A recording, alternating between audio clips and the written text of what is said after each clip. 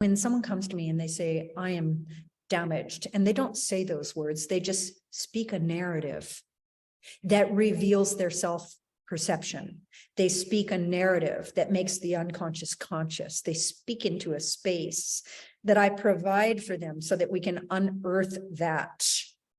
So when they say I'm damaged or I'm broken, my job is not to agree with it. It's the opposite. It's to know who they are in truth, and maybe just help them get to that causal plane of thought identification, limiting beliefs, agreements made in fear, and help them unravel it. So what would that look like at a holiday dinner, at a dinner table full of people?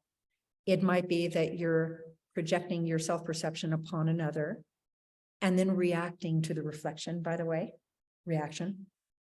Well, can we give that a little bit of a practical example? And I'm going to use something like very easy, like people trying to eat healthy through the holidays. And they're choosing foods and their families are pressuring them to eat, the dessert that they don't want to eat, or more dessert or like more potatoes or whatever. And they're like, just let me be. I'm just trying to eat healthy here.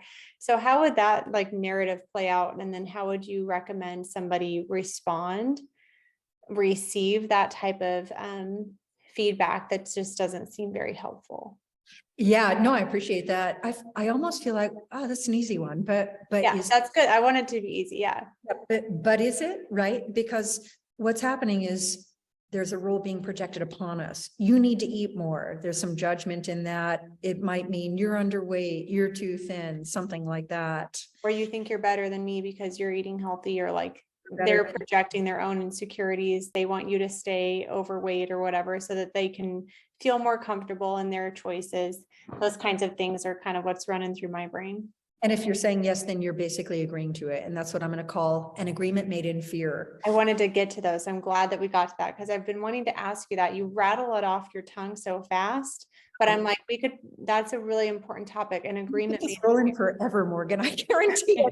So the thing is that if someone says to you, you need to eat more, and for whatever reason, if it's not your truth, then to be able to do the work for yourself, the journey through the self to the self, got to get to it to get through it, got to get it up to get it out. All of these kind of understanding, I'm going to call it what you've agreed to in story, what you've agreed to in relation.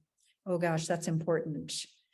To continue to agree to it when it's not even your truth is to stay in story, to stay engaged in the dynamics, and they will try to hold you to history, and they will. But the thing is that once you've done this work, kind of like for yourself, and believe me, it's for yourself, that is not selfish, because you can only do it for others if you've done it for yourself. But it means that you're standing in your sovereignty and you're standing in your dominion. And I'm going to even tell you, standing in your dominion. And there's a quote that I want to give you. This is from A Course of Love, which is kind of an Course in Miracles. Yep. And it says this: it is very, very important to respect the boundaries for those who still require them. And I want you to hear what that says. But even more importantly, to respect your own spaciousness for those who would infringe upon it. So standing in your sovereignty and standing in your dominion, really connected to your truth, doesn't mean that you have to put like a shield around you and everyone outside of the shield is like an invader. It's not like that. It's the opposite. You're just really connected to your own level of comfort. You know exactly how you feel, and you go, wow, I know exactly how I feel. And like, this is the perfect amount. And it's like, it's definitely enough. It's not too much. This is exactly where I want to be. And thank you for loving me. Thank you for caring about me. I mean, maybe an adjunct to that is I care about myself. I care about how I feel. And right now in this moment, like, this is perfect. It's a perfect amount of the right foods. So yes to that. And thank you. Yes to that. It doesn't have to digress to issues of really something that has nothing to do with the amount of food that you're eating, right? There's a lot going on there. When we were talking about someone saying to me, for example, I'm damaged and I'm broken, and my job is not to agree with them. It's for me to know who I am in truth and know who they are in truth, and just see that they're unearthing constructs, and then help them with their constructs. And what does that look like at a dinner table? And it might look like, you're being judged, but it also, look at, It's not just at the family dinner table with all the dynamics that you know you're being judged, that you're in story, agreeing to things because you're afraid if you don't, you'll lose the love, whatever it is. It's also that you might have a family member sitting at the table and it's going to look a little bit like, I'm going to call it like slumping in a chair. Maybe this person has had a lot of struggles with alcohol or addiction. That is a person that is likely being judged. And that is a person that is judging themselves harshly. So do you remember when I said to you, there are only a couple of choices, right? Fear and love. And fear is just a cry for love. So there's only love and a cry for love, for which the only appropriate response is love. I am going to tell you that the person who holds the most against themselves is the one who will benefit from the most compassion, rather than just throwing daggers across the table. It's just not helpful, like at all. So we have to do it for ourselves. To stand in our sovereignty and be free and in our own dominion, connected to who we are in truth, so that we can do it for others. And it doesn't mean at all that we are holier than thou, self-righteous, which, by the way, it does feel threatening when you start to stand in your dominion. But, and the family specifically is going to try to hold you to history. They're going to try to, they might even use the words bring you down or cut you down to size or something like that. And they know at first that if they just push and push and push and push the button, pretty soon they'll get you. And then they'll go, see, yeah. And that is like the next phase of the spiritual growth.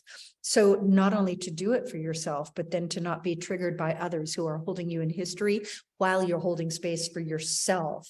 And then when you have your dominion and your authority, you can do it for others. It's just a second. We're going to repeat that because that was a really that she said to not be triggered by other people holding you to history while you're holding space for yourself. So I think that is the way that I visualize this is like a bubble around me, but not really a bubble to keep anyone out. It's just my boundary. It's my emotional boundary. And sometimes people can cross that. And if they cross it, I'm sensitive to that. And it's not that I like push them away.